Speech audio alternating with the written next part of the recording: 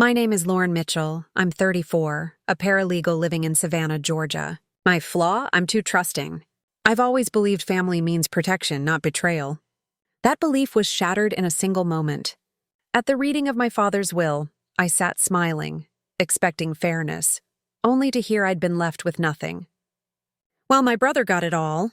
If you're watching, please like and subscribe. It helps more than you know.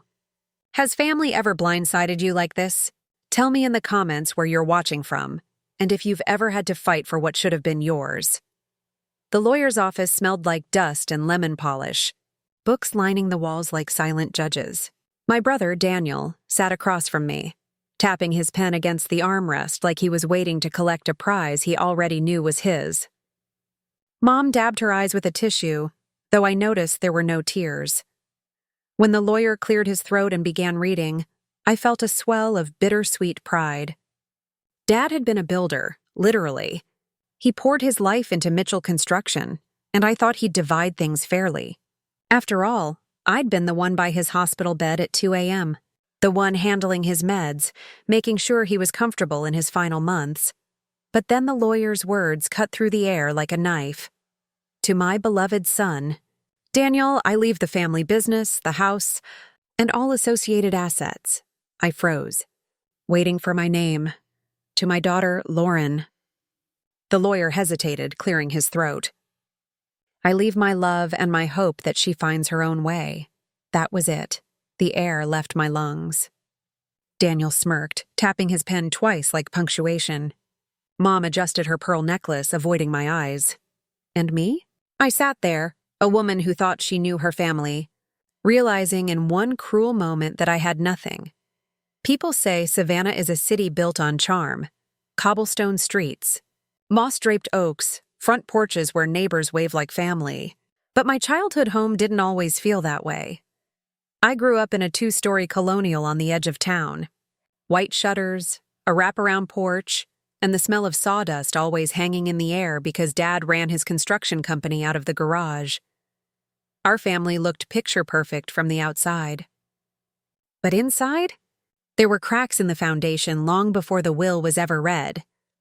Dad was the rock, hardworking, no nonsense, but with a heart that softened whenever he looked at his kids. He'd take me fishing at Tybee Beach, teaching me how to bait hooks and reminding me that patience catches more than anger. With Daniel, it was different. Dad talked business, numbers, and projects. He groomed him like an heir to a throne, Mom. Well, Mom played favorites without ever admitting it. She hovered over Daniel like he was spun gold. His baseball games got cheers. His report cards got fridge space. Meanwhile, when I brought home honor roll certificates, she'd just smile faintly and say, "That's expected of you, Lauren." It wasn't hatred. It was dismissed. And sometimes that cuts deeper. Still, we had traditions. Sunday barbecues in the backyard where Dad manned the grill and Daniel told loud jokes. Thanksgiving dinners with Mom's pecan pie recipe passed down from her grandmother. I clung to those moments, convincing myself family meant something unshakable. I even believed naively that when the time came, fairness would balance out the years of favoritism. But even in those traditions, there were warning signs, like how Dad would call Daniel over during barbecues to talk shop while I was left setting the table with Mom, or the way Daniel's seat at the head of the Thanksgiving table seemed more permanent than mine. I told myself it was harmless, just old habits. But deep down, I felt the truth pressing at me like a splinter. Daniel was being positioned for more. When Dad got sick, pancreatic cancer, fast and brutal, I stepped in. I managed his medications, drove him to treatments, and read to him in the hospital when the night stretched long. Daniel? He visited when he could squeeze it in between business trips. He'd show up in pressed suits, kiss Dad's forehead, and leave before the nurse even changed the IV. I thought Dad noticed. I thought he saw the difference. He squeezed my hand once and whispered, "I don't know what I'd do without you, sweetheart." I carried those words like a shield. They kept me warm when exhaustion threatened to break me. So when I walked into that lawyer's office, I believed those nights meant something. But clearly, I was wrong. The night before the will reading, Mom made dinner, just spaghetti and garlic bread. Daniel joked about inheriting Dad's grilling skills. Mom laughed too loudly, and for a moment I caught them exchanging a look. I felt it then, a shift in the air, subtle but sharp, like they knew something I didn't, and I should have trusted my gut. Because when the will was read, the truth hit me harder than I ever imagined. After the will reading, I walked out of that oak-paneled office in a haze. The Georgia sun felt harsher than usual, burning against my skin like it was mocking me. Daniel strutted beside me, twirling his car keys, a smirk plastered across his face. "Guess Dad knew who the real Mitchell legacy was," he said, voice smug. I stopped in my tracks. "Excuse me?" He leaned closer, lowering his voice just enough to sting. "You were always good at playing nurse. But this—" He gestured toward himself, the car, the office behind us. "This is business, and business belongs to me." My stomach twisted, but I said nothing. Not yet. Back at the house, Mom made tea as if pouring Earl Grey could patch over betrayal. She set a cup in front of me, steam curling into the silence. "You know your father loved you," she said gently. "This doesn't change that." I clenched my jaw. "It changes everything." "He left me with nothing," Mom sighed, folding her hands. "Daniel was always going to take over. That's how it was meant to be." Her words cut deeper than the will. Meant to be? Like I was a placeholder daughter, an afterthought. The very next week, Daniel wasted no time flexing his new power. He showed up at my apartment unannounced, smirking as he leaned against the door frame. "Hey, sis," he drawled. "Just thought you should know, I'm moving into the old house. Gonna renovate it top to bottom. Make it mine." "That's our childhood home," I said, trembling. He shrugged. "Correction, it's my home now. You might want to stop by soon if you want any old junk. I'll be gutting the place." I felt my throat close. "You can't just erase me like that." His smile widened, cruel. "Watch me." 2 days later, I went back to the house when I knew he'd be at the construction office. Walking through those halls, I felt ghosts everywhere. The smell of Dad's aftershave. The echo of laughter from Christmas mornings. In Dad's study, I opened drawers, searching for something, anything, that would explain why he'd cut me out. That's when I found it. A locked metal box shoved behind old tax files. The kind Dad always used for contracts. And taped to the top, a yellow sticky note in his handwriting, for Lauren. My breath caught. But the box was locked, and I didn't have the key. I stood there trembling, the words from the will echoing in my head. "I leave my daughter my love and hope she finds her own way. So why would Dad leave me this?" I couldn't shake the image of that locked metal box, for Lauren, scribbled in Dad's handwriting. My hands had trembled just touching it. But without the key, it was nothing more than a taunt. I told myself I'd come back for it, that I'd figure it out. But Daniel found it first. 2 nights later, he showed up at my apartment. Not knocking, pounding. When I opened the door, he held the box in his hands. Well, he sneered. "Care to explain why I found this hidden in Dad's office with your name on it?" My stomach plummeted. "Give it to me, Daniel. It's mine," he laughed, cold and sharp. "Yours? Don't be ridiculous. The will was clear. You get nothing. So whatever this is, it belongs to me." I reached for it, but he yanked it back, his smirk widening. "You always thought you were Daddy's little favorite, didn't you? Well, guess what? Even his secrets belong to me now." The way he said it, like victory, made my skin crawl. The next morning, I tried to reason with Mom. "Dad left something for me," I pleaded. "A box. Daniel found it. Please help me." She wouldn't even look at me. She just stirred sugar into her coffee, slow and deliberate. "Your father didn't want you involved in the business," she said finally. "You need to accept that." I slammed my hands against the table. "This isn't about the business. This was for me."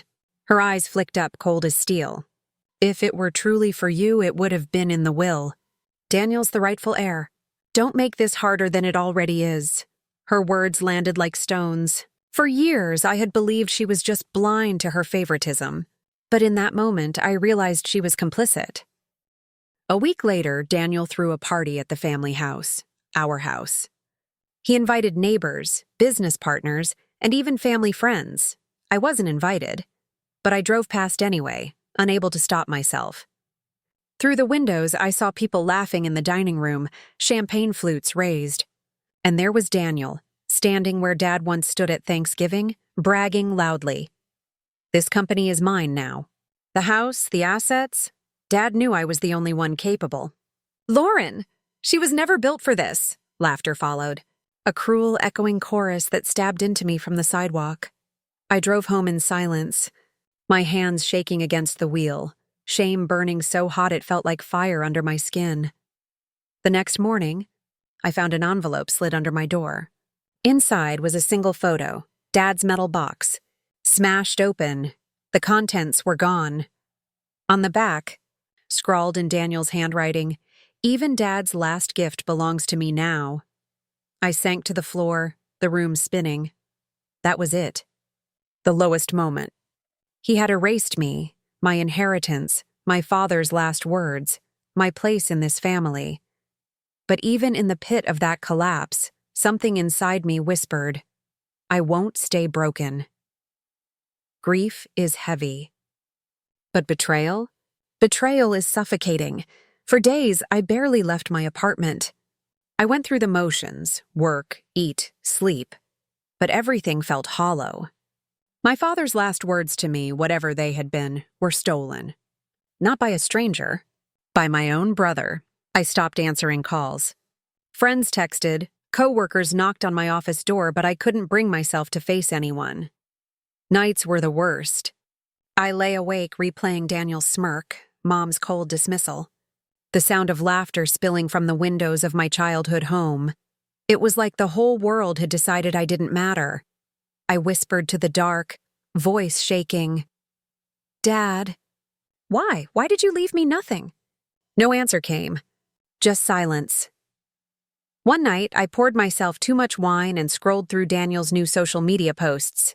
Photos of him standing in front of Mitchell Construction with a cigar. Captions like, "Carrying on Dad's legacy. Only the strong survive." The comments burned worse than the wine. "Your father would be proud. The rightful heir. Lauren must be so jealous." I threw my phone across the room. The screen cracked. And so did something inside me. But then, something shifted. While cleaning up the mess, I found an old photo album that had slipped from a shelf. Inside were pictures of Dad and me fishing, working in the garage, his arm slung around my shoulders after my college graduation. I stared at his handwriting scrawled on the back of one photo. "To my girl, who always finishes what she starts." Tears blurred my vision. But for the first time, they weren't tears of defeat. Dad had believed in me. Maybe he hadn't left me the business on paper, but he'd left me with something Daniel couldn't buy. His trust, his teachings, his blood in my veins. And if Daniel thought smashing that box erased me, he was wrong. I sat up straighter, my chest tight but steady. Yes, I had been cut out. Yes, I had been humiliated. But I wasn't powerless. Daniel might have the keys to the house, the company, the accounts. But I had something he didn't. I knew the law. I knew contracts, and I knew there had to be a reason Dad left that box marked for Lauren. If Daniel had destroyed the contents, that meant they mattered. Which meant he was scared, and scared men make mistakes. I whispered into the quiet, "You wanted me erased, Daniel, but you just made me dangerous." Because now I wasn't just a grieving daughter. I was a woman with nothing left to lose, and that makes me unstoppable. Grief had kept me paralyzed. But rage? Rage sharpened me.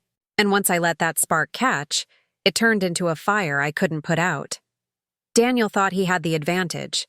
Dad's company, Dad's house, even Dad's last message to me. But arrogance makes people sloppy, and I was done being the obedient daughter who kept quiet. I was going to fight. I started where I knew best, the courthouse archives. Being a paralegal had its perks. I spent my lunch breaks hunched over public records, tracing every document tied to Dad's estate. That's when I found the first crack. 2 weeks before Dad died, he'd added an addendum to his trust. It wasn't included in the will reading. Why? because it had been misfiled. At least that's what the clerk said, flipping through the records. But there it was. Clear as day. Dad had created a separate account, a trust in my name. No details about its contents, just the title, for Lauren Mitchell. My pulse thundered. That box Daniel smashed hadn't been a keepsake. It had been connected to something bigger, something legal, and if the addendum existed, then Daniel's perfect inheritance wasn't so airtight after all. I couldn't do this alone. So I swallowed my pride and called Ethan, my cousin, Dad's nephew, the one person who'd always looked at Daniel the way I secretly did, like a snake in a suit. He met me at a cafe downtown, leaning across the table. I knew something was off, he whispered. Your dad wouldn't just cut you out. I showed him the trust addendum. His eyes widened. This is huge. Daniel doesn't know about it, does he? Not yet, I said. And I don't plan on telling him until it's too late. Ethan grinned. Good, I'll help you. Whatever you need. We started small. Ethan kept close to Daniel under the guise of congratulations. Drinks, casual visits, and little chats about the company. It didn't take long for Daniel to slip. He bragged constantly, new contracts, new renovations, how he was untouchable now, but arrogance again makes people sloppy. One night, Ethan texted me a photo Daniel had carelessly left on his desk. It showed the box Dad had left me, opened. Inside had been a letter. Only the torn edge was visible in the photo, but I could make out 3 words in Dad's handwriting. Second trust document. My hands shook. Dad hadn't forgotten me. Daniel had stolen the proof. Now I had leverage. The trust existed. The missing letter had referenced it. And if Daniel had destroyed it, that meant he was guilty of tampering with legal documents, an offense that could shatter everything he thought was his. I reached out to Roxanne, a senior attorney at my firm whom I trusted. I laid everything out, what I'd found, what I suspected. She listened quietly, then leaned back in her chair. If we can prove Daniel interfered with estate documents, we can challenge the will in probate court. He won't just lose control, he could face criminal charges. The words tasted sweet. Build your case, she said, but be careful. Men like your brother don't go down without a fight. That Sunday, I attended a family dinner for the first time since the will reading. Daniel was in full peacock mode, bragging about new contracts, boasting about upgrades to the house. I smiled. I nodded. I let him think I was broken. Harmless. But under the table, I clenched my fists, steadying my breathing, because I knew something he didn't. The storm was already gathering around him, and I was the one holding the thunder. The next step wasn't just about surviving. It was about revenge. And soon, Daniel would learn that erasing me from the will had been the biggest mistake of his life. The first strike had to be subtle. Daniel thrived on dominance, public, loud, showy. If I came at him the same way, he'd see me coming. But if I chipped away slowly, he'd never notice until the cracks spread wide. I started with the bank. Using the addendum I'd discovered, I filed a request to trace the account linked to the For Lauren Mitchell Trust. At first, the clerk hesitated. Documents were sealed, access limited. But when I explained calm and professional, that there was reason to suspect tampering, the door creaked open. Within days, I had confirmation. Dad had funneled a significant sum into that account, over $200,000. It was still active. Still in my name, and Daniel hadn't touched it, yet the knowledge settled into me like steel. He hadn't erased me. Not fully. Meanwhile, Ethan kept close tabs on Daniel. One night, he texted me after drinks with him. He's bragging about new investments. Says he's moving company funds around. Might be cooking the books. That was the first real opening. If Daniel were sloppy with finances, I could use it. Roxanne, my attorney friend, agreed. Get proof of mismanagement and it strengthens your case tenfold. Judges hate incompetence with estates. I tested the waters at our next family dinner. Daniel, as always, dominated the conversation. I'm closing a deal on 3 new builds, he boasted, swirling wine. Mitchell Construction is about to double profits. I tilted my head, calm. Interesting. The county only approved 2 new permits last month. His glass froze midair. What? I smiled sweetly. Oh, I just keep up with filings for work. You know how it is. For the first time, he looked unsettled. A flicker of doubt passed over his face before he recovered with a laugh. Well, not everything's public yet, but the tension in his jaw told me I'd hit a nerve. Later that night, Ethan pulled me aside. He's rattled. He asked me if you were snooping. He doesn't know how much you know.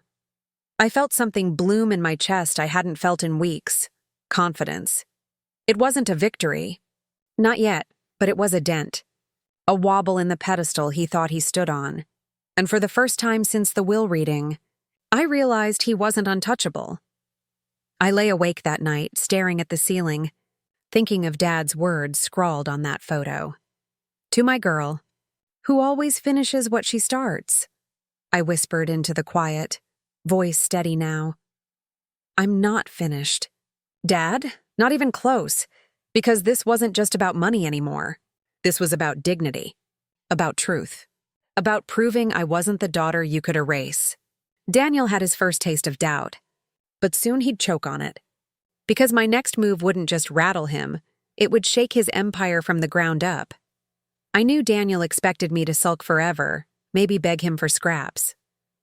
What he didn't expect was a sister who knew the law, who had leverage, and who wasn't afraid to burn everything he thought was untouchable.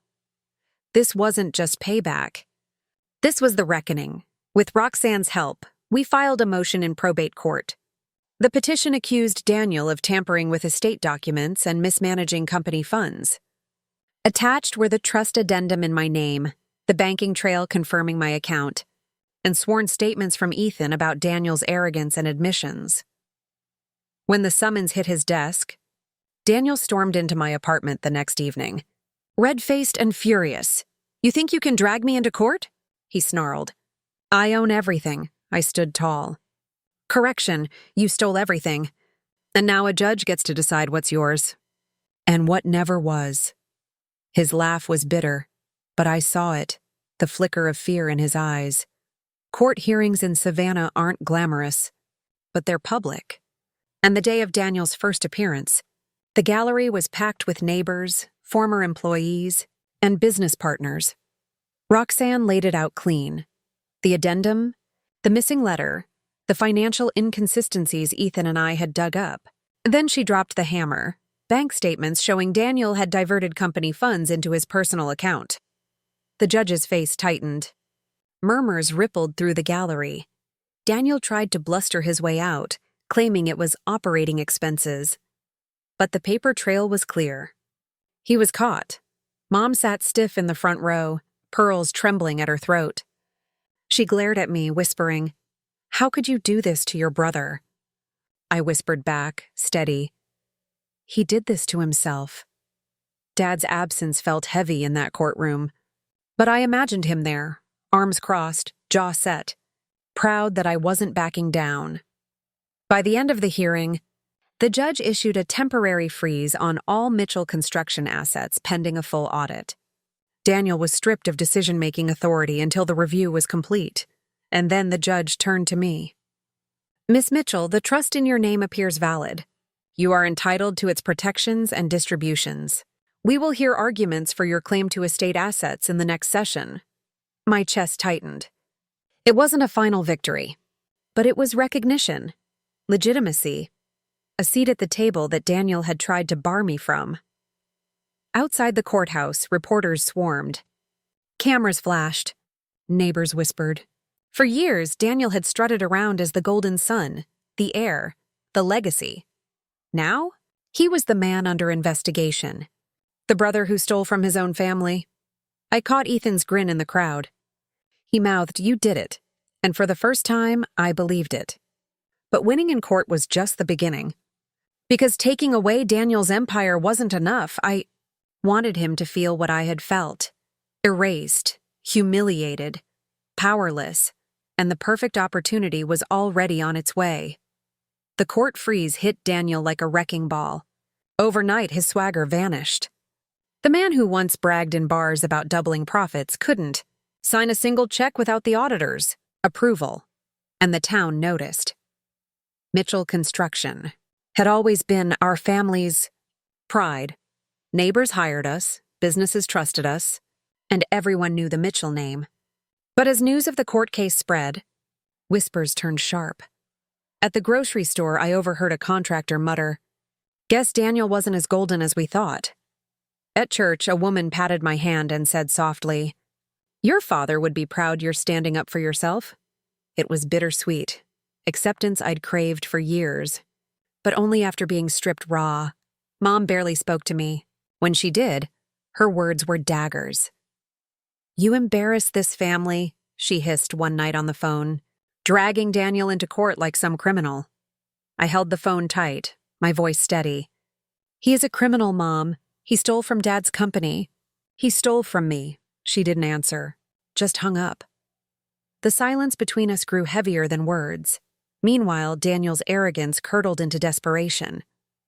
Ethan told me he was drinking too much, raging at employees and blaming everyone but himself. Clients started pulling contracts. His social media accounts went quiet. No cigars, no champagne, no bragging posts. For the first time, I saw him the way he really was, a hollow man propped up by favoritism and stolen glory. And now? The pedestal was gone. At night, I sat on my balcony with a glass of wine, the Savannah air thick and sweet. I thought about Dad, about the nights I'd held his hand in the hospital, the words he'd whispered. "I don't know what I'd do without you." He hadn't abandoned me. Daniel had stolen from me, and now justice was catching up.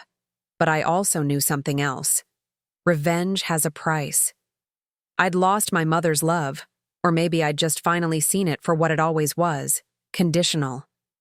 And I'd turned my brother into a pariah. Did it hurt? Yes, but did it free me? Absolutely. The judge scheduled one final hearing to rule on the trust and the estate. Daniel was cornered. The company was crumbling. Mom was pretending silence could erase shame. And me?